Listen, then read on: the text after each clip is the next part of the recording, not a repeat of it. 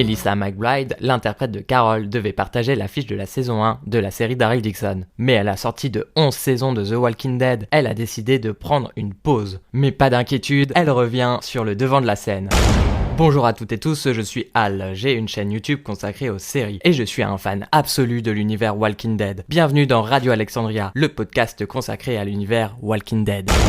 Nous attaquons le mois de novembre qui va être exceptionnel sur la chaîne YouTube. Retrouvez une vidéo et 2 shorts par semaine exclusivement consacrés à Walking Dead. Alors suivez Radio Alexandria sur YouTube pour ne rien louper. Au sommaire aujourd'hui pour ce 3e épisode, je vais donner mon opinion sur la saison 1 de Daryl Dixon. Puis je vous donnerai mon top saison de la série mère The Walking Dead. Et enfin nous reviendrons sur l'actualité qui est croustillante.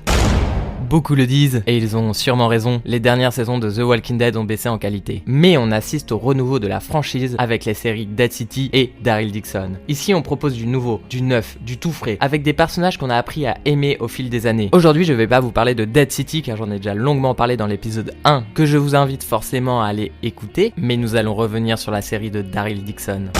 Alors pourquoi c'est génial ? Je sais que beaucoup ont trouvé l'imaginaire d'une France très médiévale cliché. Personnellement, je trouve l'idée excellente. D'abord, au niveau de l'armement, il y a une logique. On voit que toutes les armes lourdes, telles que le FAMAS qui était l'arme de l'armée française au moment de l'apocalypse, toutes ces armes à feu lourdes qui appartenaient donc à l'armée, à la police, à la gendarmerie, toutes ces armes sont en position du pouvoir, un mouvement nationaliste en plein essor en France qui regroupe plusieurs communautés et surtout une importante force de milices, qui milite pour une 6ème république ou plus certainement pour une dictature de Guénette, la méchante de la série, et donc la personne à la tête de ce mouvement pouvoir. Et les petits groupes de survivants isolés un peu partout en France, eux ont dû s'équiper de vieilles armes, des armes de musée, des armes des guerres mondiales, ou encore plus vieilles, de la Révolution, du Moyen-Âge. Et c'est logique car en France, contrairement aux États-Unis, on ne peut pas posséder d'armes à feu. Donc dans le pays, il y a moins d'armes à feu en libre circulation. De plus, ce que j'ai adoré, et encore une fois, contrairement aux États-Unis, la France a une histoire plus longue et donc des bâtiments architecturaux bien plus vieux. Et tous les fans de The Walking Dead savent que construire une communauté dans un château fort est la meilleure des idées ever. Et le Mont Saint-Michel est d'ailleurs le choix ultime, avec ses sables mouvants et surtout ses marées montantes et descendantes qui font le ménage des rôdeurs et qui pourraient entourer la cité, et même qui empêchent tout siège ou attaque frontale. Bref, voir des communautés s'emparer de tels lieux est tout à fait logique. Mais je reste déçu par la minuscule communauté du Mont Saint-Michel. On a l'impression qu'il y a 50 personnes mal organisées au bout de 12 ans d'apocalypse. Je trouve que cela a manqué d'ambition. On aurait aimé voir une communauté grande, forte, bien organisée. Là, ça fait un peu léger. Pour revenir sur cet imaginaire de Moyen-Âge, on ne reste pas toujours dedans. Par exemple, la communauté d'enfants dans l'épisode 2, ils vivent dans une simple école. Et dans les 2 épisodes qui se déroulent à Paris, on retrouve de nombreux lieux qui sont tout à fait modernes. Parlons un peu de la religion dans Walking Dead, parce qu'en fait c'est un peu la base du scénario où Daryl Dixon rencontre Isabelle, une bonne sœur, et se retrouve à la protéger et surtout à protéger un enfant qui serait une sorte de messie qui apporterait l'espoir au sein de plusieurs communautés religieuses qui se sont regroupées en France. Au départ je me suis dit, mais quel cliché que quand The Walking Dead s'empare réellement du thème de la religion, parce qu'on en a toujours un petit peu parlé mais c'était toujours des intrigues très très secondaires, et d'ailleurs la religion ça reste intéressant dans une série qui traite de l'apocalypse, mais que ça devient un sujet central quand on arrive enfin en France, alors que la France est aujourd'hui beaucoup plus athée qu'aux États-Unis. Je me suis dit bon, un peu abusé, mais c'est assez bien amené sans être trop lourd. On a même un côté ni tout blanc ni tout noir avec Daryl qui est non croyant, Isabelle qui est une ancienne junkie si on peut dire. D'ailleurs j'aime beaucoup leur relation à eux deux, pouvant se rapprocher de celle qu'il a avec Carol, quelque chose dans le respect et d'une forte amitié, sans être directement en mode oh une histoire d'amour. J'aimerais parler aussi des scènes dans le passé et plus particulièrement celle de l'épisode 2. On est au début de l'apocalypse du point de vue d'Isabelle et je trouve ça très réussi. J'ai aimé avoir cette version de Paris qui perd petit à petit pied d'une population qui ne comprend pas ce qui se passe, qui de plus permet de donner de la profondeur au personnage d'Isabelle et ça permet aussi d'expliquer en quoi Laurent est important et pourquoi il y a toute une prophétie autour de lui. Par contre, si on reste sur les flashbacks, l'introduction de l'épisode 6 est assez déroutante. On voit des dizaines de morts de la Seconde Guerre mondiale sur une plage normande. C'est un plan douche donc on se concentre vraiment sur ces soldats morts. J'ai trouvé le plan assez intéressant, enfin surtout assez malin, car le plan se concentre sur la mort, car malgré un manque de budget, on peut pas vraiment montrer la Seconde Guerre mondiale sur une série comme Daryl Dixon. Par contre, on se concentre sur ce qui nous intéresse, c'est-à-dire le grand-père de Daryl qui est mort sur cette plage, et aussi rappeler que The Walking Dead c'est une série qui traite de la mort. Mais le flashback reste bizarre, car ça sort vraiment de son contexte. Déjà, on ouvre l'épisode là-dessus, sans aucun contexte, sans aucun préambule, comme un cheveu sur la soupe. Le grand-père de Daryl est mort sur les plages de Normandie lors du débarquement. D'accord, mais qu'est-ce que ça apporte de plus au personnage de Daryl? Pourquoi le montrer? D'ailleurs, j'ai aucun souvenir que Daryl l'ait déjà mentionné. Je reste assez perplexe de ce flashback, qui est d'ailleurs le plus vieux flashback de la série. Si vous vous lancez le défi de tout regarder dans l'ordre, il faudrait commencer par cette introduction d'épisode. Bon, c'est bizarre pour commencer l'univers Walking Dead, je vous l'accorde. Il faut qu'on parle de Carol. Dans un flashback, alors que Daryl est encore aux États-Unis, il arrive à contacter Carol par radio. Elle semble bizarre lors de leur discussion. Et au moment que ça coupe, on comprend pourquoi. Elle dit « est de retour ». On ne comprend pas le nom de la personne de retour. Qui est-ce? Forcément, la première théorie, c'est que Rick soit de retour. Ce qui peut paraître sensé, surtout que la série autour de lui sort dans quelques mois, une manière de rappeler que Rick est le personnage principal de cet univers et que tout le monde le cherche. Alors maintenant, il y a une question qui se pose. Si Rick est de retour au Commonwealth, à Alexandria, pourquoi c'est Carol qui est la seule à chercher Daryl à la fin de la saison? Plusieurs théories. Si Rick s'échappe du CRM et arrive dès le début de la série The One World Live à Alexandria, où il découvre que plusieurs personnes sont parties à sa recherche, notamment Daryl et Michonne, eh bien il décide de lui-même partir à la recherche de Michonne, son grand amour, et laisser Carol au bon soin de s'occuper de rechercher Daryl. Sinon, il arrive à la fin de The One World Live et il reste avec sa famille, où il prépare peut-être une guerre entre le CRM et le Commonwealth. Plein de théories peuvent voir le jour, j'adore ça. Mais Carol, quand elle dit « il est de retour », elle parle peut-être d'un autre personnage. Ça, c'est qu'une simple théorie que ce soit Rick de retour. Carol apparaît ensuite à la fin de la saison, toujours aussi badass, cela fait plaisir de la retrouver. On sait qu'elle sera un personnage récurrent dans la saison 2, hâte de découvrir ceci.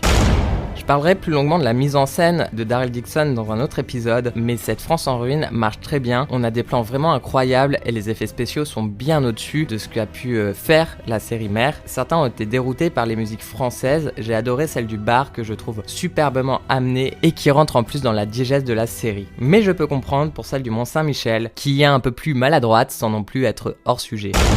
Depuis le début, je vous parle principalement de ce que j'ai aimé dans la série Daryl Dixon. Mais je reste honnête, il y a de nombreux défauts. Dans l'épisode 1, on prend vraiment le temps d'installer les personnages et l'univers de la France. Mais l'intrigue s'accélère. Par exemple, dans l'épisode 2, on est avec une communauté d'enfants. Puis, l'épisode 3 et 4, on est à Paris, où les vrais méchants sont installés, on retrouve l'ex d'Isabelle, une communauté alliée, des personnages se séparent, se retrouvent. On est vraiment dans une accélération de l'intrigue jusqu'à l'épisode final. On a aussi le fait qu'ils voyagent vite. On a la sensation qu'ils vont de ville en quelques heures. Par exemple, dans l'introduction de l'épisode 3, ils arrivent à Angers, alors que dans les 2 premiers épisodes, ils sont dans le sud de la France. À la fin de l'intro de ce début d'épisode, l'introduction se passe à Angers, et à la fin de l'intro, ils disent bon bah finalement on va à Paris. Générique, et bam, ils sont à Paris. Alors je me suis un peu amusé. Leur voyage total, c'est environ 1400 km. Si vous marchez 7 heures par jour, ce qui est déjà énorme, on va pas se mentir, eh ben c'est un voyage de 45 jours. Et ça, dans des conditions de non-fin du monde, sans aucune journée de pause. Quand je dis dans des conditions de non-fin du monde, ça veut dire que forcément dans leur voyage, ils doivent contourner des obstacles, il y a des routes qui sont totalement détruites. Aussi, de temps en temps, ils doivent se battre contre les rôdeurs, contre d'autres humains. Ils ont des pauses constantes, on l'a déjà vu dans The Walking Dead. Quand ils marchent, ils font pas beaucoup de kilomètres en une journée. Vous allez me dire oui, mais au début ils voyagent en calèche, ils partent de Paris en bateau, et dans l'épisode 6 ils font un peu de voiture. Ok,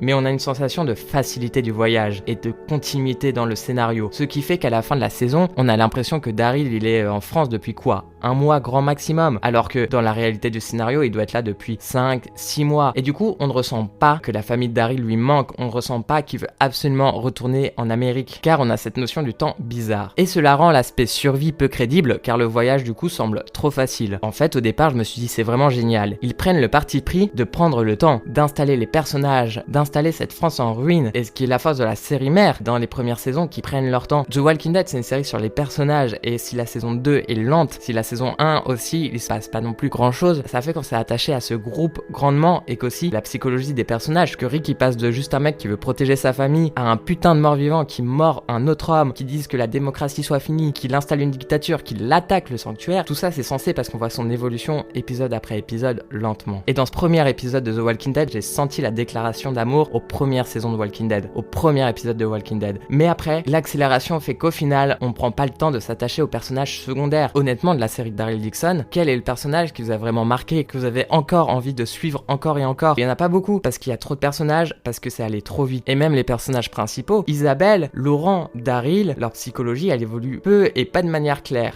Voilà, ça c'est le principal défaut. Après, il y a des failles scénaristiques, surtout dans l'évolution de certains personnages. Prenons l'exemple de Codron, l'homme qui traque Daryl durant toute la saison, car Daryl a tué son frère dans l'épisode 1. Dans l'épisode 6, Code Ron, après une saison de traque, donc des mois, il tient enfin en joue Daryl, il a le pouvoir sur lui. Mais celui-ci le laisse partir en vie. Et en plus, il revient vers Jeanette, alors qu'en laissant partir en vie Daryl, il trahit Jeanette, il trahit ce mouvement, et du coup forcément il se fait mal voir là-bas, et il risque sa vie en retournant auprès du pouvoir. C'est un élément que je trouve vraiment incohérent, et qui fait Deus Ex Machina en plus. Pour conclure, pour le moment c'est le spin-off de The Walking Dead que je préfère. Il y a des petits défauts au niveau du scénario comme je disais, je pense qu'il y a un gros problème de rythme. Si l'épisode 1 montre que la série va prendre son temps pour développer un environnement, ses personnages, la série va ensuite s'accélérer, ce qui va nous perdre sur l'évolution des personnages. Malgré le peu de personnages, certains sont sous-exploités. Faire une saison de 6 épisodes, sur le papier, c'était une très bonne idée. Mais pour raconter la même histoire, je pense que 7 ou 8 épisodes auraient permis de régler ces défauts et qu'on s'attache à tous les personnages sur long terme. D'ailleurs, les épisodes font presque 1 heure, ce qui prouve que les scénaristes ont remarqué que 6 épisodes, ça serait pas assez. Et je trouve que c'est appréciable d'avoir enfin une saison de The Walking Dead avec des épisodes d'1 heure, car les anciens épisodes de The Walking Dead, c'était 42 minutes. Ça, c'est le format télé de faire un épisode de 42 minutes, car aux États-Unis, quand tu as un programme télé, tu as 42 minutes de programme et 18 minutes de pub. Voilà pourquoi les épisodes font 42 minutes. En France, c'est moins. En France, on a 8 minutes de pub pour 52 minutes de programme. Voilà, c'est la loi qui régit ça. Faire des épisodes de 42 minutes, c'est un peu daté. On voit bien, aujourd'hui, les séries sont de plus en plus longues et ce format de 42 minutes est un peu daté, avec forcément, les plateformes, le fait que les séries aujourd'hui, la télé, ça soit plus le principal média. Ça fait plaisir de voir aussi cette évolution de The Walking Dead qui va sur un format plus long.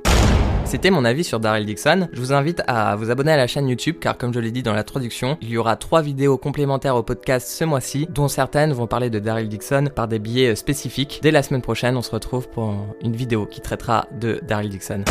Nous sommes au 3e épisode de ce podcast et vous me connaissez pas encore grandement. Je vous propose de faire mon top saison de la série mère. Pour ce top saison, c'est juste la série mère car si je prends toutes les séries Walking Dead, déjà ça va être difficile à classer et surtout je me sens pas de le faire maintenant car on n'a pas eu le droit à la conclusion de Rick Grimes, le personnage lançant l'univers Walking Dead, le personnage principal, donc pour le moment je trouve qu'il n'y a pas grand sens à le faire. Aujourd'hui on va parler donc que de la série mère, donc des 11 saisons. Bref de bavardage, commençons. En 11e position, je classe la saison 8. Ça a été beaucoup trop long d'avoir 2 saisons sur la guerre entre Negan et Rick. Il y a beaucoup trop de longueur, beaucoup trop d'intrigues inutiles, et en plus, on est vraiment au summum d'une réalisation très cheap. En 10e position, la saison 7. Si je mets la saison 7 au-dessus de la saison 8, c'est pour le génial et polémique épisode 1, celui de la première apparition de Negan, où celui-ci tue froidement Glenn et Abraham avec Lucille. Avec ce début de saison, on a l'espoir que la guerre entre Rick et Negan soit dantesque. Cet épisode est une pépite de réalisation et un moment ultra important pour le groupe de Rick. Mais comme la saison 8, on arrive vite à une réalisation qui est très cheap, mais contrairement à Dead City, ici ce n'est pas fait exprès et c'est réellement lourd. Entre les scènes de gunfight où ils vident leur chargeur dans le vide et l'épisode final de la saison où Negan est surpris par le tigre de Ezekiel et qu'il dit sur les 2 saisons de l'arc de Negan, je pense que la plus grosse problématique est la longueur de celui-ci. Si Rick et Daryl rencontrent Jésus dans l'épisode Un autre monde, épisode 10 de la saison 6, c'est dans les 7 derniers épisodes de cette saison 6 qu'on va nous présenter, en prenant son temps, la communauté de la colline et qu'on va apprendre petit à petit sur les sauveurs. Et c'est là que le groupe de Rick va décider de s'attaquer à eux, mais il s'attaque malheureusement à un avant-poste des sauveurs, provoquant la colère de Negan. La pire idée de Rick, que j'adore, c'est le côté non manichéen de la chose, on l'oublie, mais c'est Rick qui attaque Negan et non le contraire. Et donc cette guerre entre Rick et Negan va durer les 2 saisons, la 7 et la 8, soit 32 épisodes. C'est l'arc des comics qui a été le plus étiré pour l'adaptation de la série, si bien qu'on se retrouve avec des longueurs incroyables pour une série qui avait jusqu'à là comme grande force son rythme. Il y a donc beaucoup d'arcs narratifs étirés, rajoutés. Par exemple, Daryl, suite à l'épisode 1 de la saison 7, est kidnappé par Negan. On a tout un arc narratif où celui-ci est au sanctuaire prisonnier. Arc rajouté, évidemment, car Daryl n'existe pas dans le comics, et franchement, ça apporte trop peu dans la série. En 9e position, la saison 11, le Commonwealth, et je pense l'arc du comics le plus dur à adapter en série. On sort de nos petits groupes de campagnards isolés pour montrer un monde qui paraît infini. Tous les codes qu'on a mis 10 saisons à développer sont bouleversés, et je trouve que la série, qui a décidé de prendre le temps de présenter et développer le Commonwealth, a plutôt réussi son coup. Malheureusement, la première partie est assez inintéressante et d'une longueur. Surtout qu'on a une saison de 24 épisodes, tout l'arc autour des faucheurs, donc les 8 premiers épisodes, je le trouve de trop. J'aurais préféré plutôt qu'on se concentre sur le Commonwealth, sur le choc de notre petit groupe de découvrir un lieu aussi grand, une autre manière de fonctionner et on adapte plus longuement en fait le Commonwealth. Le final, qui est quand même un sujet très important, est plutôt bon. Très loin d'être aussi fort que celui du comics, pour la raison évidente que Rick n'est plus là. On ne peut pas conclure sur le personnage principal, ce qui est un peu décevant. Un final qui est doublement décevant car il n'y a pas de réelle fin. On ouvre sur les intrigues des différents spin-offs, de 3 spin-offs, celui de Dead City, celui de Daryl Dixon et The One Who Live. Et pour un final, je trouve qu'il n'y a pas de mort marquante comme dans les comics. Ok, Rosita meurt, mais est-ce le personnage qui a porté le show? Pas vraiment. La mort de Maggie, Daryl, Carol aurait eu beaucoup plus de sens. En 8ème position, la saison 4. Et là, je trouve qu'on commence à avoir un statut un peu bâtard. Pour moi, cela devient difficile à classer car toutes les saisons à partir de cette 8ème place sont très bonnes. La première partie de cette saison 4 est à la prison. Il y a la pandémie, Rick n'a plus confiance en Carol, c'est des histoires intéressantes qui renforcent les liens entre les membres du groupe. Un petit calme avant la tempête. S'ensuit le retour du gouverneur qui réattaque la prison avec un tank. Mais l'épisode 6, à pas vivant, qui signe le retour du gouverneur, est un peu mou et déroutant. Car on ne suit que le gouverneur, on perd de vue complètement le groupe de Rick. C'est la première fois que la série va proposer ce genre de format et c'est pas la fois qu'ils ont réussi, on va dire. En mid-saison, l'attaque est impressionnante. Vraie scène d'action, la mort d'Herschel qui est vraiment marquante. La deuxième partie de saison, nos héros se retrouvent sur la route, mais tous éloignés les uns des autres. Même s'ils ont tous le même objectif, rejoindre le terminus, qui leur paraît être le seul espoir de survie, le fait qu'ils soient tous dispersés change par rapport aux autres saisons. Mais cela fait que la saison rame un peu et la deuxième partie peut paraître un peu mollassonne. Mais il y a des moments d'anthologie pour la série. Rick qui mord pour se défendre, fort en sens. Carol, c'est vraiment sa saison car elle devient ce personnage fort avec la scène où elle tue Lizzie qui est totalement poignante. C'est aussi l'arrivée de personnages importants comme Tara, Abraham, Rosita et Eugène. Et oui, ça fait bizarre de dire qu'ils sont là depuis la saison 4. En 7ème position, la saison 10. La guerre contre les chuchoteurs, avec cette saison, c'est un chouïa éternisé. Mais cela reste une très bonne saison. Plusieurs choses sont très bonnes durant la saison. L'entraînement au combat dans l'épisode 1, la bataille et la chute de la colline en deuxième partie de saison, l'épisode du départ de Michonne qui est excellent, l'arrivée de Princesse. La saison reste particulière car avec la pandémie du Covid-19, il y a eu un arrêt de tournage. Puis AMC a décidé pour faire attendre un retour à la normale de faire 6 épisodes spéciaux, 6 épisodes qu'ils ont intégrés à la saison 10. Qui donne des épisodes plus lents, avec moins de rôdeurs, moins de figurants pour des raisons sanitaires. Alors à la fois, c'est sympa, car ça fait avancer doucement l'histoire, tout en accentuant certains arcs narratifs, comme le conflit Negan et Maggie, et on fait avancer la relation entre les personnages et leur psychologie. Je reste déçu de l'épisode spécial Negan. En 6ème position, la saison 2, la saison de la ferme. Si au départ, je l'ai vue comme une saison lente, remplie de blabla, j'ai désormais beaucoup d'affection pour cette saison. Déjà, le blabla, il n'est pas du tout inutile. La rivalité pour savoir comment le groupe fonctionne, qui ils veulent devenir dans ce nouveau monde. C'est aussi dans cette saison que les êtres humains, encore en vie, deviennent un réel danger. D'abord par accident, quand Otto tire sur Carl. Désormais, Rick comprend que son unique but est de sauver sa famille. Ensuite, par le petit groupe qui attaque Rick et Herschel au bar. Et enfin, au sein même du groupe avec Shane qui tue Otto et tente ensuite d'en finir avec Rick. C'est aussi la disparition de Sophia qui va être au cœur de la saison. Quand je me suis lancé dans The Walking Dead, j'ai trouvé que c'était une saison blabla. Et au final, quand on comprend que The Walking Dead c'est une série sur les personnages, sur l'évolution de ces mêmes personnages, et ben on se rend compte la grandeur de cette saison qui va installer tellement d'enjeux. Sans cette saison, on aurait enchaîné la saison 1 et la saison 3, il n'y aurait pas eu la saveur The Walking Dead, on n'aurait pas compris toutes ces évolutions. Et heureusement que cette saison 2 existe. Et en plus, la saison, le final est tellement marquant. Rick qui perd la confiance du groupe et qui pour la première fois vrille. Mais que les choses soient claires. Si vous restez, sachez que la démocratie vient juste de mourir. Je pense que vous le comprenez, c'est une de mes phrases préférées de The Walking Dead. En 5ème position, la saison 5, évidemment. Quoi de mieux que cette première partie de saison où le groupe est sur la route. Cette fois-ci, ils sont tous ensemble, affamés, assoiffés, sans force, sans protection. Et nos rôdeurs, notre petit groupe marche, tente de survivre. Cette fois, on est sur vraiment une métaphore qui est claire. Ils deviennent des morts vivants. En plus, ils font face à des cannibales, ce qui en rajoute et ce qui donne la scène sanglante de l'église. Et c'est dans cette saison que, méfiant, ils découvrent Alexandria avec au cœur de cette deuxième partie de saison le questionnement. Comment revenir dans ce semblant de civilisation après ce qu'ils viennent de vivre. Ce final, encore un Rick qui pète un câble. J'adore cette scène où il fait un discours de paix et d'espoir tout en étant couvert de sang et tuant un homme de sang-froid. Ce contraste, j'en ai encore des frissons.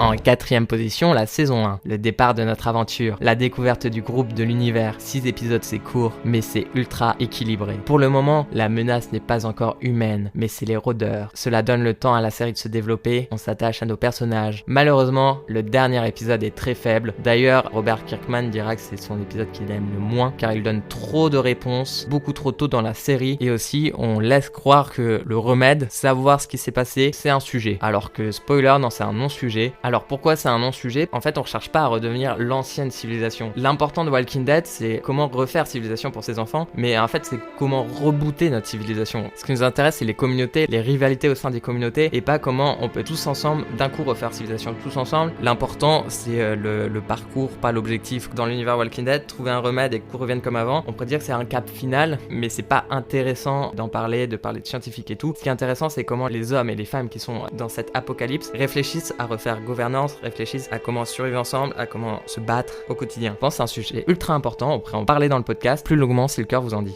En 3ème position, la saison 3. Alors on arrive sur mes 3 saisons préférées. La saison 3 est vraiment top. La découverte de la prison, la guerre contre le cinglé de gouverneur, le gouverneur qui est sûrement le pire protagoniste de The Walking Dead, car contrairement à Negan, le gouverneur lui a réellement un pet au casque, ce qui le rend vraiment dangereux et on ne s'attend pas à ce qu'il peut vraiment faire car il est réellement dangereux. Negan, lui, c'est du spectacle. On se rend compte, c'est le miroir de Rick qui fait spectacle pour faire peur, pour impressionner et pour avoir le respect, alors que le gouverneur, lui, il est juste cinglé. C'est aussi la saison où c'est bon, c'est l'être humain qui est devenu le réel danger, le début des guerres entre communautés avec les premières morts vraiment poignantes, Andrea et Laurie. En 2ème position, la saison 9. Oui, je sais, je classe une des dernières saisons dans mes saisons préférées. C'est un choix que j'assume totalement et je vous explique tout de suite. Là, c'est du lourd. Quand la saison 9 allait démarrer, je savais d'ores et déjà que Rick nous quitterait en cours de saison. Et je m'étais promis qu'après le départ de Rick, pour moi, Walking Dead, c'était fini. Et pourtant, la saison 9 est juste génialissime. La première partie avec l'espoir porté par Rick de vivre enfin ensemble, qui fait front avec la colère de Maggie de ne pas avoir tué Negan, cet espoir face à cette colère et aussi cette colère de ces anciennes communautés rivales, j'ai trouvé ça fou et c'était un peu un aboutissement de est-ce qu'on peut refaire société. Rick est toujours dans le oui, mais tous ses proches eux sont dans le non et j'ai trouvé ça incroyable. En plus voilà, la destruction du pont, le départ de Rick, c'est un épisode vraiment fou. Et ensuite un saut dans le temps, 6 années, un saut dans le temps qui va nous apporter de nouveaux personnages, de nouvelles intrigues et l'introduction des chuchoteurs qui est très bien amenée. La première fois où un chuchoteur tue un membre de notre groupe, le tout dans la brume, c'est une des scènes les plus belles, les mieux réalisées de la série. Et les 2 derniers épisodes, entre l'idée de la foire, qui est un peu justement l'aboutissement de ce rêve de Rick, et le final de la saison où les chuchoteurs tuent énormément de personnages avec leur tête sur des piquets, c'est du grand spectacle. Franchement, cette saison, elle est exceptionnelle. En première position, la saison 6. Une sorte de face-à-face entre Rick et Morgan. 2 personnages miroirs entre Morgan qui refuse désormais de tuer et Rick qui prend extrêmement confiance en lui, en son groupe et de ce qu'ils peuvent faire ensemble. L'invasion des rôdeurs dans Alexandria donne une des scènes d'action les plus spectaculaires de la série. C'est aussi un moment de virement total pour Rick qui va sortir les affronter au corps à corps dans une haine incontrôlable qui va donner espoir aux habitants d'Alexandria qui vont sortir un par un aider Rick. Et pour la première fois depuis 6 saisons, on se dit que Rick a peut-être raison. Un monde meilleur est possible, on peut reconstruire un nouveau monde. La saison 6, c'est ensuite la découverte de la colline. Encore une fois, le monde autour de Rick s'agrandit. C'est un moment ultra important où le groupe pense avoir traversé le pire, affronté les pires monstres et se pense invincible. Ils vont donc affronter les sauveurs sur 2, mais cela va être une grave erreur et on se rend compte que Rick est dans lui-même dans une contradiction. Il veut un monde nouveau, mais il prend les armes pour attaquer un autre groupe et au final, c'est lui le méchant dans l'histoire. C'était mon top saison de la série mère. Je vous invite dans les commentaires sur les plateformes où les commentaires sont possibles, bien entendu, donc sur YouTube et autres plateformes, à me donner votre top saison, à m'insulter si vous n'êtes pas d'accord. On passe tout de suite aux actualités de The Walking Dead. La dernière partie de la saison 8 de Fear the Walking Dead, donc je rappelle que la saison 8 sera la dernière, ça va conclure la série, a commencé à sortir depuis le 22 octobre sur MyCanal avec un épisode par semaine. Il y a eu l'annonce aussi que les 2 derniers épisodes sortiront le même jour, donc le 19 novembre. Il y a donc 6 épisodes à découvrir pour cette dernière partie. D'ailleurs, voici leur nom. Épisode 7, Anton. Épisode 8, Tigre de fer. Épisode 9, Sanctuaire. Ça nous rappelle quelque chose. Épisode 10, Le garder en vie. Épisode 11, Se battre comme toi. épisode 12, la route à suivre. Évidemment, nous reviendrons sur la saison 8 de Fear the Walking Dead dans l'épisode 4 de Radio Alexandria. Le tournage de la saison 2 de Daryl Dixon reprend après plusieurs mois de pause suite à la grève des scénaristes à Hollywood. Autour de cette série, il y a une grande annonce. Un sous-titre a été ajouté pour cette saison 2. Daryl Dixon, The Book of Carol. Avec bien entendu l'annonce qui suit que Carol devient un personnage récurrent de la saison, avec une aussi grande importance que Daryl. D'ailleurs, ce sous-titre The Book of Carol m'intrigue énormément. Et je me demande même, attention je théorise, mais parfois l'expression le livre 2, c'est pour justifier qu'on va s'attarder sur un autre personnage que le protagoniste. Et du coup, je me demande si la saison ne suivrait pas principalement Carol qui cherche Daryl qui serait peu exploité durant cette saison jusqu'à leur retrouvaille. Il y a eu un court teaser, on en saura plus prochainement. The WoW One Live, la série de 6 épisodes autour de Rick et Michonne, a eu le droit à un premier teaser et une date de sortie, février 2024. On analysera la bande-annonce finale dans Radio Alexandria. Attention, grosse annonce, mais vraiment big annonce du mois. A été annoncée une ultime série crossover où les intrigues et les personnages de toutes les séries The Walking Dead se rejoignent. Mais pour le moment, c'est assez flou. C'est un rêve de beaucoup, mais en même temps, il y a eu tellement d'indices, notamment par le CRM, que ça pouvait arriver. J'imagine que les 3 nouvelles séries, Dead City, Daryl Dixon et The WoW One Live, c'est un plan justement pour arriver vers ce crossover. Donc forcément, ces 3 vont aller vers ça. Je pense aussi que des personnages de The Walking Dead devraient potentiellement revenir. Ça a été annoncé que ce serait pas une saison 12 de The Walking Dead, mais voilà, c'est quand même une suite, donc on devrait retrouver beaucoup d'intrigues, beaucoup de personnages de The Walking Dead. Fear the Walking Dead aussi, qui a été en quelque sorte le premier crossover. Il y a moyen que beaucoup de personnages de Fear the Walking Dead apparaissent aussi dans ce ultime crossover. On pense à Morgan qui est parti là en mid-saison de la saison 8 de Fear pour retrouver Rick. On n'a pas la fin de la série, mais il n'est pas impossible que Madison apparaisse aussi dans cet ultime crossover qui bouclerait la boucle. Merci d'avoir écouté ce 3e épisode de Radio Alexandria. On se retrouve tous les premiers mardis du mois. N'hésitez pas à liker, commenter, découvrir les vidéos Radio Alexandria sur la chaîne YouTube HAL. Et je rappelle, pour ceux qui m'écoutent encore, que le mois de novembre est un spécial Radio Alexandria sur la plateforme YouTube. Il y aura donc chaque semaine une vidéo. Donc la première est ce que vous entendez actuellement, donc ce podcast. Oui, c'est pas vraiment une vidéo, c'est un podcast. Il y aura 3 vidéos en vrai format vidéo qui vont suivre sur Walking Dead. Et toutes les semaines, 2 shorts qui parleront de Walking Dead. Alors n'hésitez vraiment pas à suivre la chaîne YouTube, à me suivre sur les réseaux. C'était Al, à bientôt sur les internets.